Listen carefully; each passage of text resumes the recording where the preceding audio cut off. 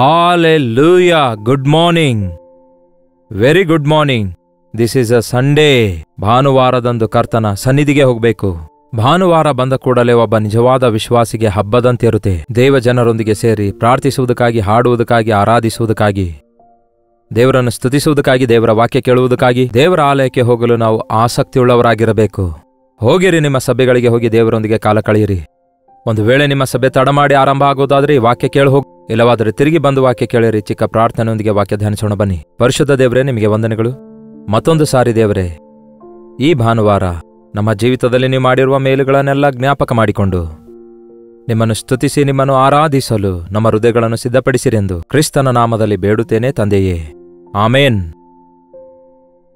ದೇವರಿಗೆ ಸ್ತೋತ್ರ. ಯಾಕೆ ಹೋಗ್ತಿದ್ದೇವೆ ಪ್ರಿಯರೇ ನಮ್ಮ ಸಭೆಗಳಿಗೆ? ಆರಾಧಿಸುವುದಕ್ಕಾಗಿ ಎಂಬ ಒಂದು ಮಾತು ಹೇಳಿಬಿಡ್ತೇವೆ. ಆರಾಧಿಸುವುದು ಅಂದ್ರೆ ಏನು ಅಂತ ಕೇಳಿದ್ರೆ ಮತ್ತೆ ಒಬ್ಬೊಬ್ಬರು ಒಂದೊಂದು ಉತ್ತರ ಕೊಡಬಹುದು. ಆರಾಧನೆ ಎಂಬ ಮಾತಿಗೆ ಅರ್ಥ ಹಾಡುಗಳು ಮಾತ್ರ ಅಲ್ಲ. ಹಾಡುಗಳು ಪ್ರಾರ್ಥನೆ, ಸ್ತುತಿ, ಕೃತಜ್ಞತೆ, ಕರ್ತನ ನಾಮವನ್ನು ಮಹಿಮೆ ಪಡಿಸುವಂಥದ್ದು, ನಮ್ಮ ಅವಶ್ಯಕತೆಗಳನ್ನು ದೇವರಿಗೆ ತಿಳಿಯಪಡಿಸುವಂಥದ್ದು. ಇವೆಲ್ಲ ಒಟ್ಟಿಗೆ ಸೇರುವಾಗಲೇ ಸಂಪೂರ್ಣವಾದ ಆರಾಧನೆಯಾಗಿರುತ್ತೆ. ದೇವರ ಆಲಯಕ್ಕೆ ಹೋಗುವಾಗ ದೇವರಿಂದ ನಾವು ಉಜ್ಜೀವಿಸಲ್ಪಡ್ತೇವೆ. ಅಂದರೆ ನಮ್ಮ ಸ್ಥಿತಿ ನಾವು ಅರಿತುಕೊಳ್ತೇವೆ. ನಮಗೆ ಆ ದೇವರು ಮಾಡಿರುವ ಮೇಲುಗಳೆಲ್ಲವೂ ನೆನಪಾಗ್ತವೆ. ಬೈಬಲ್ನಲ್ಲಿ ನೋಡ್ತೇವೆ, ಆದಿಕಾಂಡ, ವಿಮೋಚನೆ ಕಾಂಡ, ಯಾಜಕ ಕಾಂಡ, ಅರಣ್ಯ ಕಾಂಡ, ಧರ್ಮೋಪದೇಶ ಕಾಂಡ ಎಂದು 5 ಕಾಂಡಗಳನ್ನು ನೋಡ್ತೇವೆ. ಇವುಗಳನ್ನು ಮೋಶೆ ಬರೆದಿದ್ದಾನೆ, ಹೌದಲ್ಲವೇ? ಆದಿಕಾಂಡದಲ್ಲಿ ಸೃಷ್ಟಿ ಪ್ರಾರಂಭದಿಂದ ನಡೆದ ಸಂಘಟನೆಗಳನ್ನು, ವಿಮೋಚನೆ ಕಾಂಡದಲ್ಲಿ ಇಸ್ರಾಯೇಲರು ಐಗುಪ್ತ ದೇಶದಿಂದ ವಿಮೋಚಿಸಲ್ಪಡುವುದನ್ನು, ನಡೆಸಲ್ಪಡುವ ವಿಷಯ ನೋಡ್ತೇವೆ. ಅದೇ ರೀತಿ ಯಾಜಕ ಕಾಂಡದಲ್ಲಿಯೂ ಕೂಡ ಯಾಜಕರು ಆಲಯದಲ್ಲಿ ನಡೆಸುವಂತಹ ಆರಾಧನೆ ಕ್ರಮವನ್ನು, ದೇವರಿಗೆ ಯಜ್ಞ ಅರ್ಪಿಸುವಂತಹ ಪದ್ಧತಿ, ಯಾಜಕ ಕಾಂಡದಲ್ಲಿ ಇಂತಹ ಅನೇಕ ವಿಷಯಗಳನ್ನು ನಾವು ಕಾಣ್ತೇವೆ. ಮುಖ್ಯವಾಗಿ ಒಂದೊಂದು ತಪ್ಪಿಗಾಗಿ ಯಾವ ರೀತಿ ಹೃದಯ ಶುದ್ಧಿ ಮಾಡಿಕೊಳ್ಳಬೇಕೆಂಬ ಕಾರ್ಯಗಳ ಕುರಿತು ಬರೆಯಲಾಗಿದೆ. ಅರಣ್ಯ ಕಾಂಡದಲ್ಲಿ ನಂಬರ್ಸ್, ಜನಸಂಖ್ಯೆಯ ಕುರಿತು ಬರೆಯಲಾಗಿದೆ. ಆನಂತರ ಬರುತ್ತೆ ಧರ್ಮೋಪದೇಶ ಕಾಂಡ. ಇದು ಧರ್ಮೋಪದೇಶ ಅಂದರೆ ಇಟ್ ಈಸ್ ಅ ರಿವಿಷನ್. ಇದಕ್ಕಿಂತ ಮುಂದೆ ಇರುವವುಗಳನ್ನು ರಿವೈಸ್ ಮಾಡುತ್ತಾ ಅವೆಲ್ಲವುಗಳನ್ನು ಒಟ್ಟುಗೂಡಿಸಿ ಬರೆಯಲ್ಪಟ್ಟಿರುವ ಪುಸ್ತಕವೇ ಧರ್ಮೋಪದೇಶ ಕಾಂಡವಾಗಿದೆ. ಇದನ್ನು ಬಹು ಜಾಗರೂಕರಾಗಿ ನಾವು ಓದುವುದಾದರೆ ಎಷ್ಟೋ ದೊಡ್ಡ ಸತ್ಯ ನಾವು ಕಂಡುಕೊಳ್ಳುವವರಾಗಿರ್ತೇವೆ. ಯೇಸು ಕೂಡ ಅನೇಕ ಸಾರಿ, ಅಂದರೆ ಯೇಸು ಕ್ರಿಸ್ತನು ಶರೀರಧಾರಿಯಾಗಿ ಲೋಕದಲ್ಲಿದ್ದಾಗ ಧರ್ಮೋಪದೇಶ ಕಾಂಡದಲ್ಲಿರುವ ರೆಫರೆನ್ಸ್ ಬಳಸ್ತಾ ಇದ್ರು.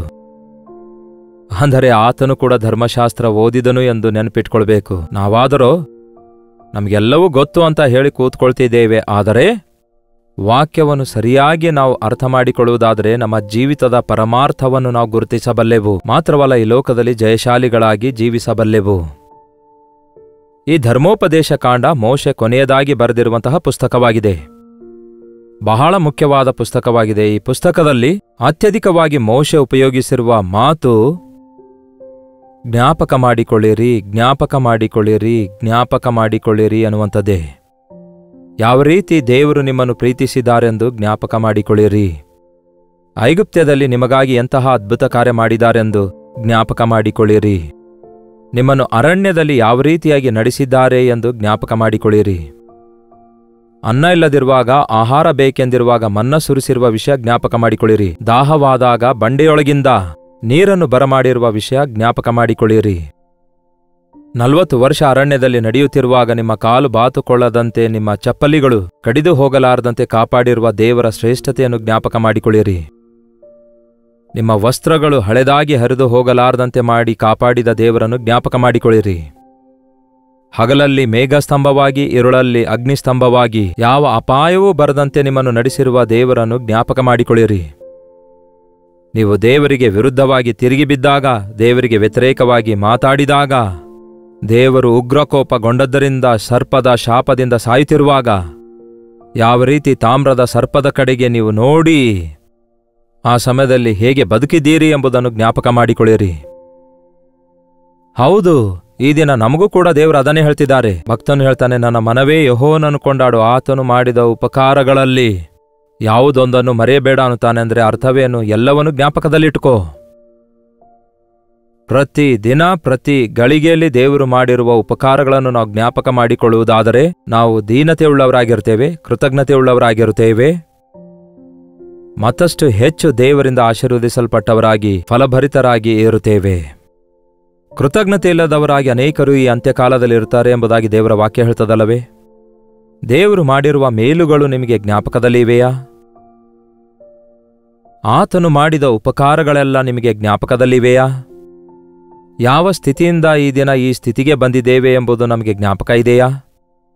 ನಾವು ಒಂದು ತೊಟ್ಲಲ್ಲಿ ಹಸುಕೂಸುಗಳಾಗಿದ್ದಾಗ ಈ ದಿನ ನಾವು ಇಷ್ಟೊಂದು ಬೆಳೆದು ಶ್ರೇಷ್ಠವಾದ ಜೀವಿತ ಜೀವಿಸುತ್ತಿರುವುದಾದರೆ, ಇಷ್ಟೊಂದು ಅಭಿವೃದ್ಧಿ ಹೊಂದಿರುವುದಾದರೆ, ಇಷ್ಟೊಂದು ಸುಂದರವಾದ ಸ್ವರೂಪ ಹೊಂದಿಕೊಂಡಿರೋದಾದರೆ, ಇಷ್ಟೊಂದು ಜ್ಞಾನ ಸಂಪಾದಿಸಿಕೊಂಡಿರೋದಾದರೆ, ಅದು ನಮಗೆ ಸಿಕ್ಕಿರೋದು ಅಪ್ಪ ಅಮ್ಮ ನಮಗೆ ಆಹಾರ ಕೊಡುವುದರಿಂದಲೋ, ಪೋಷಿಸಿರುವುದರಿಂದಲೋ, ಸ್ಕೂಲ್ ಫೀಸ್ ಕಟ್ಟುವುದರಿಂದಲೋ ನಾವಿಷ್ಟು ಶ್ರೇಷ್ಠ ವ್ಯಕ್ತಿಗಳಾಗಿರೋದಲ್ಲ ಪ್ರಿಯರೇ. ಅವೆಲ್ಲವುಗಳನ್ನು ಮಾಡುವಂಥವರಿದ್ರೂ ಕೂಡ ಶ್ರೇಷ್ಠ ವ್ಯಕ್ತಿಗಳಾಗದೇ ಇರುವವರು ಎಷ್ಟೋ ಜನ ಇದ್ದಾರೆ.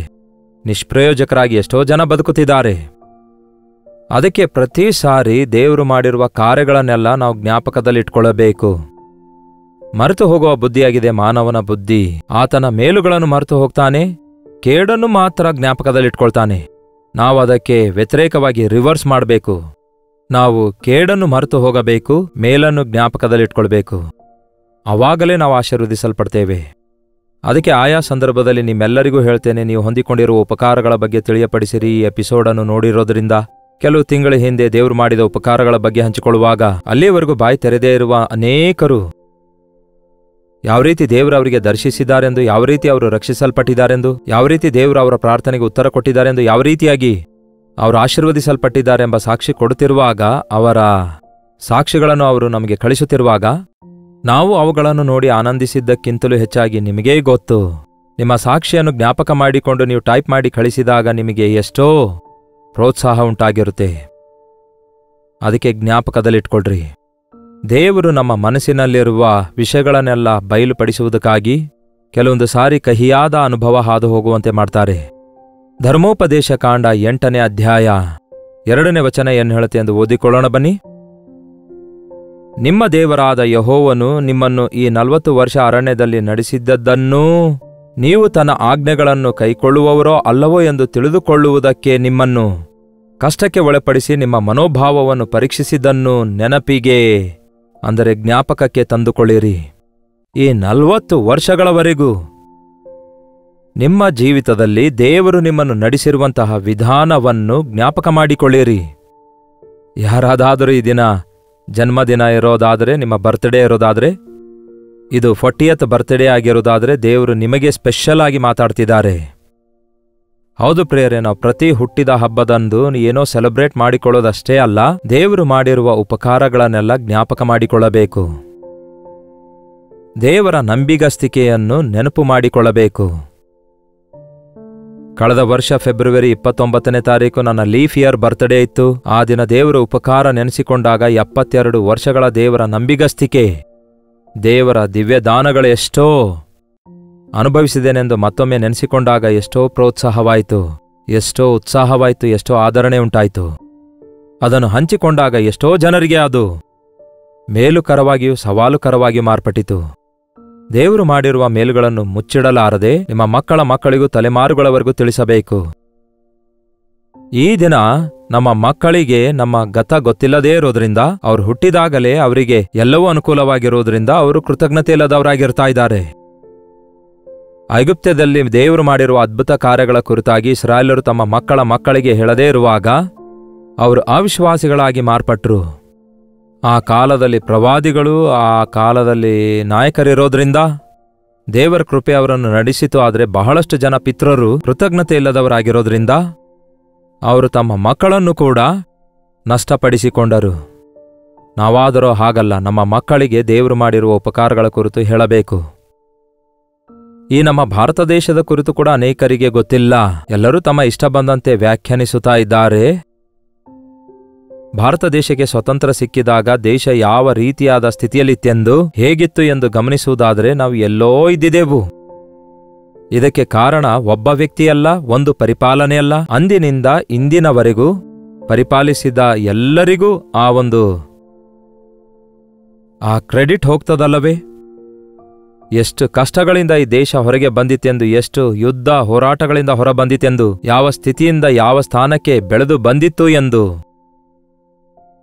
ಆ ಕಾಲದ ಜನರು ಹೇಳಬೇಕು. 100 ವರ್ಷಗಳ ಹಿಂದೆ ಇದ್ದವರಿಗೆ ಕೇಳ್ನೋಡ್ರಿ, ಇಲ್ಲವೇ 90 ವರ್ಷ ವಯಸ್ಸಿದ್ದವರಿಗೆ ಹೋಗಿ ಕೇಳ್ನೋಡಿ. ನನ್ನ ಜೀವಿತದಲ್ಲಿಯೇ ಎಷ್ಟೋ ವಿಷಯಗಳು ನನಗೆ ನೆನಪಿವೆ. 72 ವರ್ಷ ಆದರೂ ಕೂಡ, 52ನೇ ಇಸ್ವಿಯಲ್ಲಿ ನಾನು ಹುಟ್ಟಿದರೂ ಕೂಡ, ಆಗಸ್ಟ್ 15ರಂದು 1947ರಲ್ಲಿ ನಮ್ಮ ದೇಶಕ್ಕೆ ಸ್ವತಂತ್ರತೆ ಸಿಕ್ಕಿತು. ಆಗ ಸ್ವತಂತ್ರವಾಯಿತು. ಹೀಗೆ ಸ್ವತಂತ್ರ ಸಿಕ್ಕಿದ 4 or 5 ಇಯರ್ಸ್ನಲ್ಲಿಯೇ ನಾನು ಬೆಳೆಯುತ್ತಾ ಇದ್ದೆ. ನಾನು ಚಿಕ್ಕ ಹುಡುಗನಾಗಿ ಬೆಳೆಯುತ್ತಿರುವ ಪರಿಸ್ಥಿತಿಗೂ ಹಾಗೂ ಈ ದಿನಕ್ಕೂ, ಅಂದರೆ ನಮ್ಮ ದೇಶದಲ್ಲಿರುವ ಪರಿಸ್ಥಿತಿಗಳಿಗೂ ಎಷ್ಟೋ ವ್ಯತ್ಯಾಸ ಇದೆ. ನಮ್ಮ ಕುಟುಂಬಗಳಲ್ಲಿಯೂ ಎಷ್ಟೋ ವ್ಯತ್ಯಾಸವಿದೆ. ನಮ್ಮ ಮಕ್ಕಳು ಎಷ್ಟೋ ಆಶೀರ್ವದಿಸಲ್ಪಡ್ತಿದ್ದಾರೆ. ಜ್ಞಾಪಕ ಮಾಡಿಕೊಳ್ಳೋಣ, ಯಾವ ಗುಂಡಿಯೊಳಗಿಂದ ನಾವು ಎತ್ತಲ್ಪಟ್ಟಿದ್ದೇವೆಂದು, ಯಾವ ಬಂಡೆಯಿಂದ ಕಿತ್ತಲ್ಪಟ್ಟಿದ್ದೇವೆಂದು ಯಾವಾಗಲೂ ಜ್ಞಾಪಕದಲ್ಲಿಟ್ಕೊಳ್ಬೇಕು. ದೇವರು ನಿಮಗೆ ನಡೆಸಿರುವ ಮಾರ್ಗವನ್ನೆಲ್ಲ ಜ್ಞಾಪಕ ಮಾಡಿಕೊಳ್ಳಬೇಕು. 40 ವರ್ಷಗಳವರೆಗೂ ಎಷ್ಟು ಲ್ಯಾಂಡ್ ಮಾರ್ಕ್ ಇವೆ ನಿಮ್ಮ ಬಳಿಯಲ್ಲಿ, ಎಷ್ಟೋ ಪ್ರಮುಖವಾದ ಗಳಿಗೆಗಳಿವೆ, ನೀವು ಹೆಚ್ಚಿಸಲ್ಪಟ್ಟಂತಹ ವಿಷಯಗಳಿವೆ, ನೀವು ಆಪತ್ತಿನಿಂದ ತಪ್ಪಿಸಲ್ಪಟ್ಟ ವಿಷಯಗಳಿವೆ, ಎಷ್ಟೋ ಭಯಂಕರವಾದ ಆಕ್ಸಿಡೆಂಟ್ನಿಂದ ತಪ್ಪಿಸಲ್ಪಟ್ಟ ಸಾಕ್ಷಿ ಕೂಡ ನಿಮಗಿದೆ, ಎಷ್ಟೋ ಆಪರೇಷನ್ಸ್ನಿಂದ ತಪ್ಪಿಸಲ್ಪಟ್ಟು, ಅನಾರೋಗ್ಯ ಪರಿಸ್ಥಿತಿಗಳಿಂದ ತಪ್ಪಿಸಲ್ಪಟ್ಟು ಸ್ವಸ್ಥತೆ ಹೊಂದಿ ಇಂದಿಗೂ ಸಜೀವವಾಗಿದ್ದೀರೆಂಬ ವಿಷಯ ನೀವು ಜ್ಞಾಪಕ ಮಾಡಿಕೊಳ್ಳುವುದಾದರೆ, ದೇವರೇ, ನಾನೇನಾಗಿದ್ದೇನೋ ಅದು ಕೇವಲ ನಿಮ್ಮ ಕೃಪೆಯೆಂದು ಹೇಳಬಲ್ಲಿರಿ. ನೀವು ಯಾವ ಸ್ಥಿತಿಯಲ್ಲಿದ್ದರೂ ಕೂಡ ಆ ಸ್ಥಿತಿಯಲ್ಲಿ ಸಂತೋಷವುಳ್ಳವರಾಗಿರುತ್ತೀರಿ. ನಿಮ್ಮ ಸಾಕ್ಷಿಯನ್ನು ಇತರರಿಗೆ ಹಂಚಿಕೊಳ್ಳುವಾಗ ಅನೇಕರ ಮನೋನೇತ್ರಗಳು ಬೆಳಗಿಸಲ್ಪಡ್ತವೆ. ಭಾನುವಾರ ದೇವರ ಆಲಯಕ್ಕೆ ಹೋಗೋದು ನಾವೆಲ್ಲರೂ ನಮ್ಮ ಹೃದಯ ಭಾರವನ್ನು ದೇವರ ಸನ್ನಿಧಿಯಲ್ಲಿ ಹೊಯ್ದುಕೊಳ್ಳುವುದಕ್ಕಾಗಿ, ದೇವರ ಆಲಯದಲ್ಲಿ ನಮ್ಮ ಸಾಕ್ಷಿಗಳನ್ನು ಹಂಚಿಕೊಳ್ಳುವುದಕ್ಕಾಗಿ, ನಮ್ಮ ಸ್ತುತಿ ಕೃತಜ್ಞತೆಗಳೊಂದಿಗೆ ಆತನನ್ನು ಆರಾಧಿಸುವುದಕ್ಕಾಗಿ. ಅಷ್ಟೇ ಹೊರತು ಆಚಾರವಾಗಿ ಭಾನುವಾರ ಆಲಯಕ್ಕೆ ಹೋದೆವು ತಿರುಗಿ ಬಂದೆವು ಎನ್ನುವುದರಿಂದ ಯಾವ ಪ್ರಯೋಜನ ಇರಲ್ಲ. ಆತ್ಮದಿಂದಲೂ ಸತ್ಯದಿಂದಲೂ ದೇವರನ್ನು ಆರಾಧಿಸಬೇಕು. ಆತನ ಸನ್ನಿಧಿಯಲ್ಲಿ ಮೊಳಕಾಲೂರಿ ಪ್ರಾರ್ಥಿಸಬೇಕು, ಸ್ತುತಿ ಕೃತಜ್ಞತೆಗಳನ್ನು ಸಲ್ಲಿಸಬೇಕು. ಎಷ್ಟು ಜನ ಈ ದಿನ ನಿಮ್ಮ ಜೀವಿತದಲ್ಲಿ ದೇವರು ಮಾಡಿರುವ ಉಪಕಾರಗಳನ್ನು ಜ್ಞಾಪಕದಲ್ಲಿಟ್ಕೊಳ್ತಾ ಇದ್ದೀರಿ? ಒಂದು ಕಾಲದಲ್ಲಿ ಪ್ರತಿ ಸಣ್ಣ ವಿಷಯಕ್ಕೆ ಮನೆಯಲ್ಲಿ ಕೃತಜ್ಞತೆ ಕೂಟ ಇಟ್ಕೊಳ್ತಾ ಇದ್ರು. ಆದರೆ ಈ ದಿನ ಆ ಕೃತಜ್ಞತೆ ಕೂಟ ಕೂಡ ಕಡಿಮೆಯಾಗಿವೆ. ಕನಿಷ್ಠ 1 ನಿಮಿಷ 2 ನಿಮಿಷ ಜನರು ತಮ್ಮ ಸಾಕ್ಷಿ ಹೇಳಿಕೊಳ್ಳುವುದು ಕೂಡ ಕಾಣಿಸ್ತಾ ಇಲ್ಲ. ಸ್ಟೇಜ್ ಮೇಲೆ ಎಲ್ಲರ ಮುಂದೆ ಆಗದಿದ್ದರೂ ಕೂಡ ವೈಯಕ್ತಿಕವಾಗಿ ನೀವು ಭೇಟಿಯಾಗುವ ಪ್ರತಿಯೊಬ್ಬರಿಗೆ ನಿಮಗೆ ದೇವರು ಮಾಡಿರುವ ಉಪಕಾರಗಳ ಬಗ್ಗೆ ಹಂಚಿಕೊಳ್ಳುವಾಗ ಅವರಿಗೂ ಕೂಡ ದೇವರ ಮೇಲೆ ನಿರೀಕ್ಷೆ ಉಂಟಾಗ್ತದಲ್ಲವೇ? ಅವರು ಕೂಡ ಅಂತಹ ಅದ್ಭುತ ಕಾರ್ಯವನ್ನು ತಮ್ಮ ಜೀವಿತದಲ್ಲಿ ನೋಡಲು ಸಾಧ್ಯವಾಗ್ತದಲ್ಲವೇ? ಜ್ಞಾಪಕ ಮಾಡಿಕೊಳ್ಳಿರಿ. ನಿಮ್ಮ ಮಕ್ಕಳಿಗೆ ಅವುಗಳ ಬಗ್ಗೆ ಹೇಳಿರಿ, ಮಕ್ಕಳಿಗೆ ಹೇಳಿರಿ. ಜನರೆಲ್ಲರ ಮುಂದೆ ನಿಮ್ಮ ರಕ್ಷಣೆಯ ಭಾಗ್ಯದ ಕುರಿತು ಅವರಿಗೆ ಸಾರಿ ಹೇಳಿರಿ ಎಂದು ದೇವರ ವಾಕ್ಯ ಹೇಳ್ತದೆ. 18ನೇ ವಚನ ಹೇಳ್ತದೆ, ಆದುದರಿಂದ ನಿಮ್ಮ ದೇವರಾದ ಯೆಹೋವನೇ ತಾನು ನಿಮ್ಮ ಪಿತೃಗಳಿಗೆ ಪ್ರಮಾಣಪೂರ್ವಕವಾಗಿ ಮಾಡಿದ ವಾಗ್ದಾನವನ್ನು ಈಗ ಅನುಭವಕ್ಕೆ ಬಂದ ರೀತಿಯಲ್ಲಿ ನೆರವೇರಿಸುವವನಾಗಿ ನಿಮಗೆ ಇಷ್ಟು ಭಾಗ್ಯವನ್ನು ಸಂಪಾದಿಸುವುದಕ್ಕೆ ಸಾಮರ್ಥ್ಯವನ್ನು ಕೊಟ್ಟವನೆಂದು ಜ್ಞಾಪಕ ಮಾಡಿಕೊಳ್ಳಿರಿ.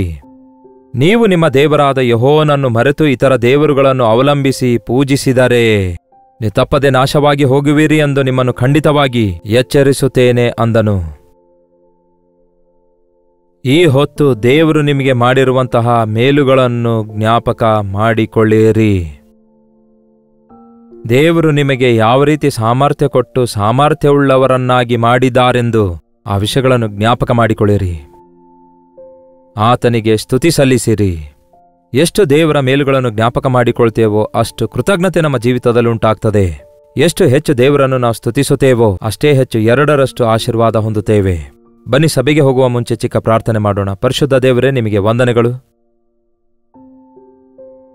ನಮಗೋಸ್ಕರ ದೇವರೇ ಆ ದಿನ ನೀವು ಮಾಡಿರುವಂತಹ ಕಾರ್ಯಗಳು ಭದ್ರಪಡಿಸಿ ಈ ದಿನ ಬೈಬಲ್ ಮುಖಾಂತರ ಆ ಕಾಲದ ಭಕ್ತರು ನಿಮ್ಮನ್ನು ಹಿಂಬಾಲಿಸಿರುವ ವಿಧಾನವನ್ನು, ನೀವು ಅವರಿಗೆ ಸಹಾಯ ಮಾಡಿರುವ ವಿಧಾನವನ್ನು, ನಿಮ್ಮ ಆಜ್ಞೆಯನ್ನು ಮೀರಿ ನಿಮ್ಮನ್ನು ಮರೆತಾಗ ಅವರಿಗುಂಟಾದ ಕಷ್ಟ ನಷ್ಟಗಳ ಕುರಿತಾಗಿ ನಿಮ್ಮ ವಾಕ್ಯದಲ್ಲಿ ನಾವು ಓದಿದಾಗ ನಿಮ್ಮ ಮೇಲುಗಳನ್ನೆಲ್ಲ ಜ್ಞಾಪಕ ಮಾಡಿಕೊಂಡು ಆಶೀರ್ವದಿಸಲ್ಪಡಲು ಸಹಾಯ ಮಾಡಿರಿ. ನಿಮ್ಮನ್ನು ಮರೆತು ಮತ್ತಷ್ಟು ದೂರ ಹೋಗಿ ನಷ್ಟಪಡಲಾರದಂತೆ ಸ್ತುತಿ ಕೃತಜ್ಞತೆಯೊಂದಿಗೆ ಎಲ್ಲಾ ವೇಳೆಯಲ್ಲಿ ನೀವು ಮಾಡುತ್ತಿರುವ ಉಪಕಾರಗಳಿಗಾಗಿ ನಿಮ್ಮನ್ನು ಸ್ತುತಿಸಲು ನಮ್ಮಲ್ಲಿ ಪ್ರತಿಯೊಬ್ಬರಿಗೂ ಸಹಾಯ ಮಾಡಿರೆಂದು ಕ್ರಿಸ್ತನ ನಾಮದಲ್ಲಿ ಬೇಡುತ್ತೇನೆ ತಂದೆಯೇ, ಆಮೇನ್. ತಂದೆಯಾದ ದೇವರ ಪ್ರೀತಿಯೂ ಮಗನಾಗಿರುವ ಕ್ರಿಸ್ತನ ಕೃಪೆಯೂ ಆದರಣೆಕರ್ತನಾದ ಪವಿತ್ರಾತ್ಮನ ಸಹವಾಸವು ಕೂಡಿ ಬಂದಿರುವ ನಮ್ಮೆಲ್ಲರ ಸಂಗಡ ಇಂದಿಗೂ ಸದಾಕಾಲಕ್ಕೂ ನೆಲೆಯಾಗಿರಲಿ. ಆಮೇನ್. ದೇವರಿಗೆ ಸ್ತೋತ್ರ. 8939731313 ನಂಬರಿಗೆ ಇತರ ದೇಶದಿಂದಲೂ ಸಹ ವೀಕ್ಷಿಸುವುದಾದರೆ ಕೊಡಲ್ಪಟ್ಟ ಇದೇ ನಂಬರಿಗೆ ವಾಟ್ಸಪ್ ಮೆಸೇಜಸ್ಗಳ ಮೂಲಕ prayer burdens and prayer reports ಕಳಿಸುತ್ತೀರಿ. ನಿಮಗಾಗಿ ಪ್ರಾರ್ಥಿಸ್ತಿದ್ದೇವೆ. ಈ ದಿನ ಭಾನುವಾರ ಕರ್ತನನ್ನು ಆರಾಧಿಸುವುದಕ್ಕಾಗಿ ನಿಮ್ಮ ಸಭೆಗಳಿಗೆ ಹೋಗಿರಿ. ಮನೆಯಲ್ಲಿ ಕೂತ್ಕೊಂಡು ಲೈವ್ನಲ್ಲಿ ಪಾಲ್ಗೊಳ್ತೇವೆ ಎಂಬುದಾಗಿ ಹೇಳುವವರಾಗಿರಬೇಡಿ. ಮೊದಲು ನಿಮ್ಮ ಸಭೆಗೆ ಹೋಗಿರಿ, ಅದೇ ಮುಖ್ಯವಾದದ್ದಾಗಿದೆ. ಉಳಿದದ್ದೆಲ್ಲ ನಂತರವೇ. ಮತ್ತೆ ನಾಳೆ ಇದೇ ಅನುದಿನದ ಧ್ಯಾನ ಎಂಬ ಕಾರ್ಯಕ್ರಮದಲ್ಲಿ ಮತ್ತೊಮ್ಮೆ ಭೇಟಿಯಾಗೋಣ. ಅಲ್ಲಿವರೆಗೂ ದೇವರ ಮಹಾಕೃಪೆ ನಿಮ್ಮೆಲ್ಲರೊಂದಿಗಿರಲಿ. ಬೆಂಗಳೂರಿನ ಸುತ್ತಮುತ್ತಲಿರುವಂತಹ ಎಲ್ಲ ಕ್ರೈಸ್ತಿಯ ವಿಶ್ವಾಸಿಗಳಿಗೆ ಒಂದು ಶುಭವಾರ್ತೆ. ನಿಮ್ಮೆಲ್ಲರಿಗೋಸ್ಕರ ಒಂದು ದಿನದ ವಿಶೇಷವಾದ ಗೆಟ್ ಟುಗೆದರ್ ಅನ್ನು ಏರ್ಪಡಿಸಲಾಗಿದೆ. ದಿನಾಂಕ ಏಪ್ರಿಲ್ 10ರಂದು ಮಧ್ಯಾಹ್ನ 2 ಗಂಟೆಯಿಂದ ಸಾಯಂಕಾಲ 7 ಗಂಟೆಯವರೆಗೆ. ಸ್ಥಳ Hudson community centre, CSI compound, opposite Mitralaya girls school, corporation circle, Bengaluru. ಹೆಚ್ಚಿನ ವಿವರಗಳಿಗಾಗಿ 8939393939 ನಂಬರ್ಗೆ ಸಂಪರ್ಕಿಸಿರಿ. ಈ ಒಂದು ದಿನದ ಗೆಟ್ ಟುಗೆದರ್ನಲ್ಲಿ ತಪ್ಪದೆ ಪಾಲ್ಗೊಂಡು ದೈವಾಶೀರ್ವಾದಗಳನ್ನು ಹೊಂದಿಕೊಳ್ಳಿರಿ.